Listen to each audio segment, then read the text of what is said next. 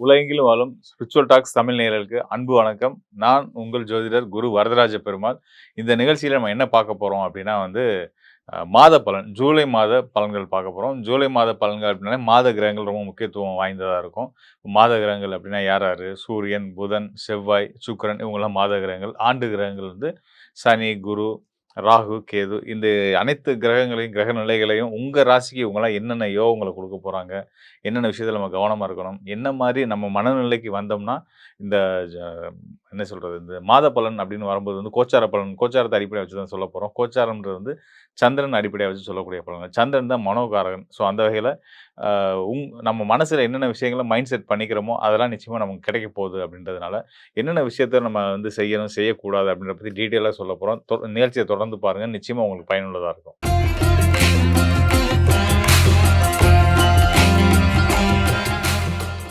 கன்னிராசி அன்பர்களுக்கு இந்த ஜூலை மாதம் மிக சிறந்த உன்னதமான ராஜயோக காலம்னே சொல்லலாம். தொழில் சார்ந்த விஷயத்துல இன்னும் ரொம்ப சிறப்பாவே இருக்க போகுது. காரணம் என்ன அப்படின்னு கேட்டீங்கன்னா, உங்களுடைய ராசிநாதன் புதன் அவரே தான் உங்களுடைய தொழில் ஸ்தானத்துக்கு அதிபதி. 10ஆம் இடத்து அதிபதி அவர்தான். 10ஆம் இடம் தான் தொழில் ஸ்தானம். அவர் 10ஆம் இடத்துல ஆட்சி பெற்று நிற்கக்கூடிய நிலையில இந்த மாதம் இருக்க போகுது. இந்த மாதம் முழுதுமே வராங்க. உங்க ராசிக்கு 10ஆம் இடமான மிதுன ராசியில தான் இருக்க போறாரு. கூடுதல் சிறப்பா சம்பாத்தியக்காரகன், ஆத்மகாரகன் சூரியனோடையும் சேரப் போறாரு. சேர்ந்தே இருக்க போறாரு. இந்த சூரியனும், புதனும் சேரும்போது 10ஆம் இடத்துல அதுவும் தொழில் ஸ்தானத்துல சூரியன், புதன் சேர்க்கைன்றதெல்லாம் வந்து பார்த்தீங்கன்னா, ஒரு அல்டிமேட்டான யோக காலம்னே சொல்லலாம். தொழில் சார்ந்து. அ தொழில் சார்ந்து அப்டின்னா நம்ம வேலை நல்லாருக்கும், தொழில் வாய்ப்புகள் நல்லாருக்கும், சம்பாத்தியம் நல்லாருக்கும், வருமானம் நல்லாருக்கும். அதனால வருமானம் நல்லா இருந்தாலே வந்து ஆட்டோமேட்டிக்கா லைஃப்ல எல்லாமே நல்லாருக்கும் இல்லையா? ஸோ அது நடக்கும். அது மட்டும் இல்லாம இந்த சூரியனும், புதனும் சேர்ந்து 10ஆம் இடத்துல இருக்கும்போது வந்து பார்த்தீங்கன்னா, அரசியல்வாதிகளுக்குலாம் ரொம்ப சிறப்பான யோக காலம். அத நம்ம குறிப்பா சொல்லித்தான் ஆகணும். அரசியல்வாதிகள், அரசியல் தொடர்புடைய சம்மந்தப்பட்டு இயங்கக்கூடிய நிறுவனங்கள், நபர்கள் எல்லாத்துக்குமே ரொம்பவே சிறப்பா இருக்கும். நீங்க எதிர்பார்த்த கான்ட்ராக்ட் கிடைக்கிறது, அ பொறுப்புகள், பதவிகள் கிடைக்கிறது, இதுக்கெல்லாம் உகந்த ஒரு காலமா இருக்கும். நிச்சயமான முறையில வந்து உங்க நீங்க உங்களோட முயற்சிக்கு தகுந்து உங்களுடைய பேர், புகழ் அடைஞ்சு, நல்ல நல்ல முறையில பத்திரிகைகள்ல, மீடியாக்கள்ல உங்க பேர் வர்ற அளவுக்கு ரொம்ப சிறப்பான உங்க முயற்சிகளுக்கு வெற்றிய குடுக்கக்கூடிய காலமா இந்த ஜூலை மாதம் அமைஞ்சிருக்கு. மேலும் வந்து பார்த்தீங்க அப்படின்னா, மாணவர்களுக்கு மாணவர்கள் வந்து கல்வி சிறக்கும். பொதுவா இந்த புதாத்திய யோகம்ன்றது வந்து நல்ல கல்வி, நல்ல நண்பர்கள், நல்ல ஒழுக்கம், சமூகத்தில அந்தஸ்த பெறக்கூடிய தன்மைகள் இது எல்லாத்தையுமே குடுக்கும். பெரியோர்கள் நட்ப குடுக்கும். பெரியோர்கள்னா வயசுல மூத்தவங்க மட்டும் கிடையாது. ஞானத்திலயும், அறிவிலயும் மூத்தவங்களுடைய ஆதரவும், அன்பும், சப்போர்ட்டும் கிடைக்கும்ன்றது தான் அந்த புதாத்திய யோகம் குடுக்கக்கூடிய ஒரு சிறப்பு. இதுல இன்னொரு சிறப்பு என்ன அப்படின்னா, உங்க ராசிக்கு 6ஆம் இடத்துல ராகு இருக்காரு. அந்த ராகு இருக்கிற இடத்துல இருந்து தான் 5ஆம் இடம் மிதுன உங்களுடைய தொழில் ஸ்தானம். ராகு இருக்கக்கூடிய கும்பராசி, அங்கருந்து 5ஆம் இடம்ன்றது உங்களுடைய தொழில் ஸ்தானமான மிதுன ராசி. அந்த மிதுன ராசியில சூரியனும், புதனும், கும்ப ராசியில ராகு வந்து 6ஆம் இடம் உங்க ராசிக்கு 6ஆம் இடத்துல ராகுவும் இருக்கிறாங்க இல்லையா? இது வந்து ஒரு திரிகோண தொடர்புன்னு சொல்லுவோம். 6ஆம் இடம் சேவை ஸ்தானம், 10ஆம் இடம் வந்து தொழில் ஸ்தானம். இந்த 6ஆம் இடம் மற்றும் தொழில் ஸ்தானம், சேவை ஸ்தானம் மற்றும் தொழில் ஸ்தானம் தொடர்பு அப்படி அமைஞ்சிருக்கின்றனால, நீங்க செய்ற ஒவ்வொரு செயல் மூலியமாவும் நீங்க வந்து எல்லாராலயும் பாராட்டுகளையும் பெறப் போறீங்க. பொருளாதார ரீதியாவும் முன்னேற்றங்களையும் அடையப் போறீங்க அப்படின்னு தெரிஞ்சுக்கணும். கூடுதலா நம்ம ஏற்கனவே பல இடங்கள்ல சொன்ன மாரி, உங்க ராசிக்கு 7ஆம் இடத்துல சனி இருக்காரு. கண்டசனி. சனி பகவான் வந்து 7ஆம் இடத்துல இருந்து நம்மள பார்த்துட்டே இருக்காரு. நம்மள கெடுத்துருவாரு. நம்ம வாழ்க்கைய கஷ்டப்படுத்திருவாரு. சிக்கலுக்குள் உள்ளாக்கிருவாரு. அப்படின்னு யாராவது ஒரு கன்னி ராசிக்காரர்கள் இந்த நிகழ்ச்சிய பார்த்துட்டு நெனச்சீங்கன்னா, தயவு செய்து அந்த எண்ணத்த விட்டுருங்க. காரணம் என்னன்னா, கன்னி ராசிக்கு உச்சபட்சமான யோகத்த குடுக்கக்கூடிய ஒரு கிரகம் யாருன்னு கேட்டீங்கன்னா, சனி பகவான் தான். சுக்கிரன காட்டிலும். உங்களுடைய பாக்கியநாதன் சொல்லக்கூடிய கன்னி ராசிக்கு பாக்கியங்கள தரக்கூடிய சுக்கிரன விட, தன குடும்ப வாக்குஸ்தானாதிபதியா வரக்கூடிய சுக்கிரன விட சிறந்த யோகத்த குடுக்கக்கூடியவர் யாருன்னா, சனி பகவான் தான். ஸோ சனி பகவான் உங்களுக்கு யோகத்த செய்யக்கூடிய சனி பகவான், உங்களுக்கு ராசிக்கு 7ஆம் இடத்துலருந்து உங்க ராசிய பார்க்குறாருன்னா, உங்களுக்கு யோக காலம் தான் சொல்லுமே தவிர்த்து, இத வந்து ஒரு சங்கடமான நீங்க ஃபீல் பண்ணாதீங்க. அதுல வந்து விதி வந்து 7ஆம் இடத்துல ஒரு ராசிக்கு 7ஆம் இடத்துல சனி இருந்தா, அது குடும்ப ரீதியான சில பிரச்சனைகள், கணவன் மனைவி உறவு பிரச்சனைகள், தொழில் பங்குதாரர்கள் கூட பிரச்சனைகள் இதெல்லாம் குடுக்க தான் செய்யும். ஆனா, நம்ம அத மட்டும் எடுத்துக்க கூடாது இல்லையா? விதி விலக்கையும் பார்க்கணும். விதி விலக்கா கன்னி ராசிக்கு யோகத்த செய்வார் அப்படின்றத நம்ம தெரிஞ்சுக்கலாம். இந்த கன்னி ராசிக்காரர்களுக்கு 7ஆம் இடத்துல இருக்கக்கூடிய சனி பகவானுக்கு குருவோட பார்வையும் கிடைச்சிட்டு இருக்கு. லாபஸ்தானத்துல குரு இருக்காரு. உங்க ராசிக்கு 11ஆம் இடமான கடக ராசியில இருக்கக்கூடிய குரு பகவானுடைய பார்வையும் சனி பகவானுக்கு கிடைச்சிட்டு இருக்கு. ஸோ அந்த வகையில சனியால உங்களுக்கு மேன்மை தான் அடைய போறீங்க. சனி, குரு தொடர்பு, ராகு, சூரியன், புதன் தொடர்பு இதெல்லாம் வந்து ரொம்ப சிறப்பா யோகங்கள குடுக்கக்கூடிய ஒரு நல்ல நிலையில இருக்கக்கூடிய கிரக அமைப்புகள். இதுல இந்த காலத்துல இருந்துட்டு இருக்கனால, உங்களுக்கு இந்த காலமே ஒவ்வொரு நாளுமே உங்களுக்கு சிறப்பு யோகங்கள குடுக்க போகுது. இதுக்கு அடுத்ததா கன்னி ராசிக்கு உச்சபட்சமான பாக்கியங்கள குடுக்கக்கூடிய பாக்கியநாதன் சொல்லக்கூடிய சுக்கிரன். அதாவது 9ஆம் இடத்து அதிபதி தான் பாக்கியஸ்தானத்து அதிபதி. அவர் யாருன்னா சுக்கிரன். அவர் தான் உங்களுக்கு தன, குடும்ப, வாக்குஸ்தானத்துக்கு அதிபதியா வந்து, அவர் உங்க ராசிக்கு 12ஆம் இடத்துல வந்து அமரப் போறாரு. உங்க 12ஆம் இடத்துல கேது இருக்காரு. கேதுவோட சுக்கிரன் இணையறாரு. இந்த கேது சுக்கிரன் இணைவு அப்படின்றது வந்து பார்த்தீங்கன்னா, கேது வந்து செவ்வாய போன்ற ஒரு மங்களகாரகன். நிழல் கிரகமா இருந்தாலும் அவர் மங்களகாரகனா நம்ம பார்க்கணும். சுக்கிரன் வந்து சுபிட்சகாரகன். இந்த மங்களகாரகன், சுபிட்சகாரகன் இணைவு அமையறதுனால, அது இந்த உங்க ராசிக்கு ஜூலை 5ஆம் தேதியே வந்து சுக்கிரன் வந்து ராசிக்கு 12ஆம் இடமான சிம்ம ராசிக்கு வந்துருவாரு. சிம்ம ராசியில சுக்கிரன் வந்து சுபகிரகமா வந்து அமர்றது, சம்பாத்தியத்துல இருக்க தடைகள் நீங்கி நமக்கான வருமானங்கள் நல்லபடியா இருக்குன்றதுக்கு முதல் அடையாளம்.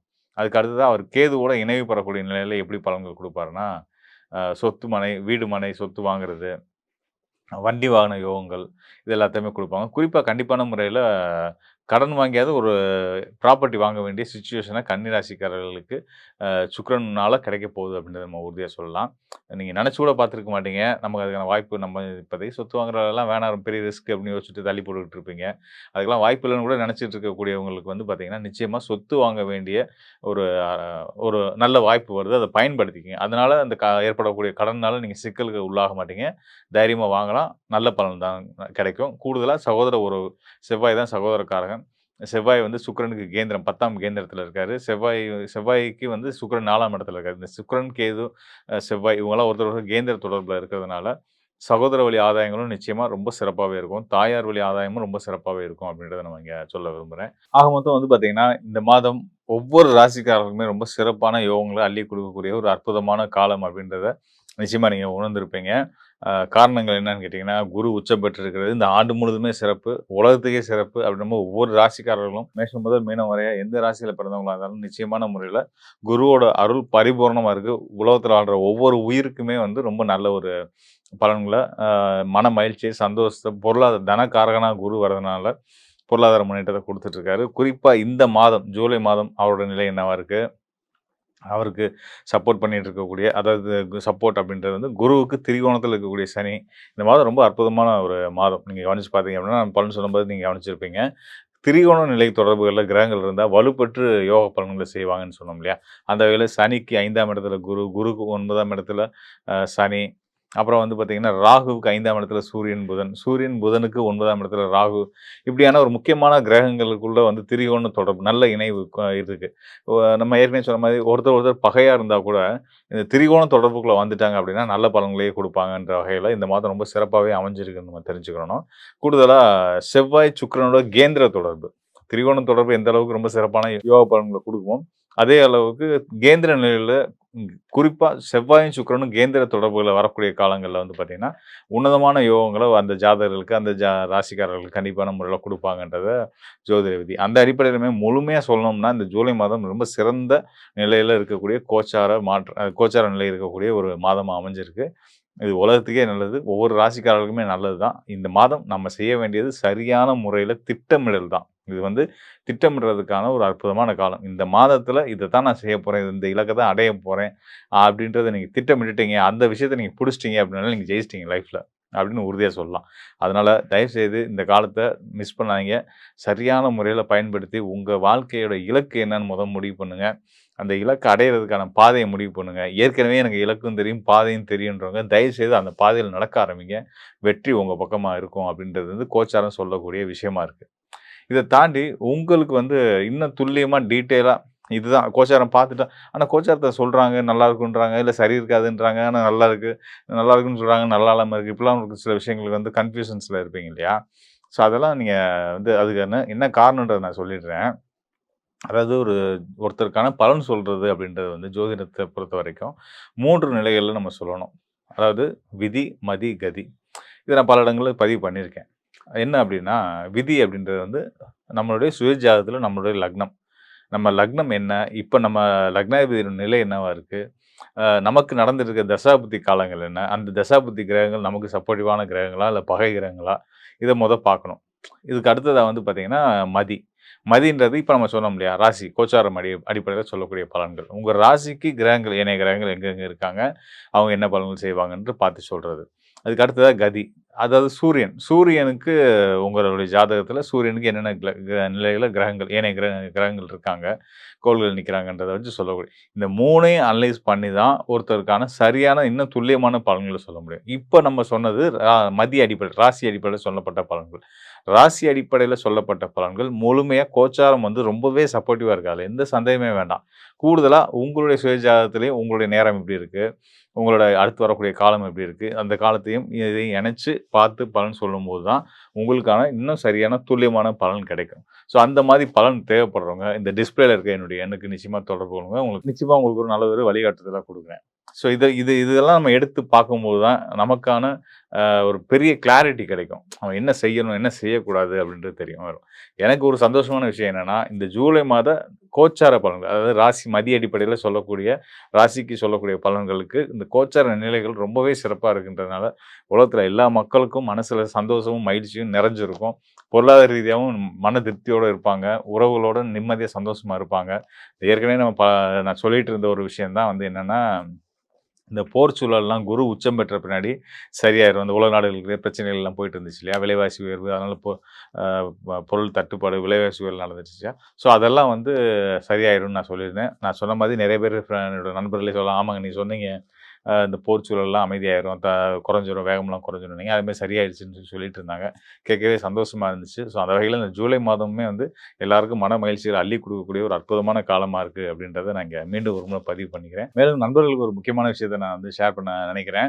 அதாவது நம்மளுடைய ஸ்பிரிச்சுவல் டாக்ஸ் தமிழ் சேனல் வந்து பார்த்தீங்கன்னா, அம் மாதந்தோறும் பல நல்ல ஆன்மீக நிகழ்ச்சிகள், ஜோதிட நிகழ்ச்சிகள வந்து உலகளாவிய அளவுல கோடிக்கணக்கான மக்களுக்கு போய் சேர்த்துட்டு இருக்கிறாங்க. ஸோ இந்த பிளாட்ஃபார்ம பயன்படுத்தி உங்களுடைய சேவைகள், உங்களுடைய தொழில விரிவுபடுத்தணும், உங்கள அடையாளப்படுத்திக்கணும், உங்களுடைய அட்வர்டைஸ்மென்ட்ட வந்து மக்களுக்கு, தமிழ் மக்களுக்கு உலகளாவிய அளவுல இருக்கக்கூடிய தமிழ் மக்களுக்கு கொண்டு போய் சேர்க்கணும்னு நினைக்கிறீங்க. குறிப்பா வந்து இந்த அ ஆன்மீகம் தொடர்புடைய சேவை துறைகள்ல இருக்கக்கூடியவங்க, அதாவது சுற்றுலா பண்ணுவாங்க, ஆன்மீக சுற்றுலாக்கள் பண்ணக்கூடியவங்க, அந்த ஆன்மீக பொருட்கள் வந்து தயாரிக்கக்கூடிய நிறுவனங்கள், அ பூஜை பொருட்கள் தயாரிக்கக்கூடிய நிறுவனங்கள், இப்படிப்பட்ட உங்களுடைய தேவை வந்து நம்ம சேனல் பார்க்கக்கூடிய நிறைய மக்களுக்கு இருக்கு. உலகளாவிய அளவுல நமக்கான நம்மளுடைய நேயர்களுக்கு தேவை இருக்கு. ஸோ அது உங்களுடைய இத பார்க்கக்கூடிய யாராவதும் இந்த நிறுவனங்கள நடத்தக்கூடியவங்களா இருந்தீங்கன்னா, நிச்சயமா உங்களுடைய விளம்பரத்த நீங்க வந்து நம்ம சேனல்ல பண்ணலாம். அதுக்கு இங்க இருக்கக்கூடிய டிஸ்ப்ளேல இருக்கக்கூடிய நம்பருக்கு தொடர்பு கொள்ளுங்க. சேனல் நிர்வாகம் வந்து உங்களுக்கு சரியான வழிகாட்டுதல் குடுப்பாங்க. அத பத்தின விவரங்கள சொல்லுவாங்க. அதன் மூலியமா நீங்களும் பெரிய அளவுல பயனடைய முடியும் அப்படின்றத ஒரு முழு நம்பிக்கையோட உங்களுக்கு நான் சொல்றேன். மேலும் சொல்லணும்னா, நம்ம YouTubeல மட்டும் இல்லாம, Facebook, Instagram ஆகிய அனைத்து விதமான சமூக ஊடகங்கள்லயுமே வந்து நம்மளுடைய ஸ்பிரிச்சுவல் டாக்ஸ் தமிழ் சேனலுக்குன்னு ஒரு தனித்துவமான ஒரு நேயர் கூட்டம் இருக்காங்க. ஸோ இத நீங்க சரியான முறையில பயன்படுத்திக்கும் பட்சத்தில உங்களுக்கும் உங்களோட தொழில் வளர்ச்சிக்குமே வந்து மிகப்பெரிய ஒரு உதவிகரமா இருக்கும் அப்படின்றத சொல்லிக்கிறேன். கண்டிப்பா பயன்படுத்தி பாருங்க. நிச்சயமா நீங்களும் பயனடைவீங்க அப்படின்றத நான் உங்களுக்கு மீண்டும் ஒரு முறை சொல்லிக்கிறேன். நன்றி, வணக்கம் நண்பர்களே. மீண்டும் நல்ல நிகழ்ச்சியில சந்திப்போம்.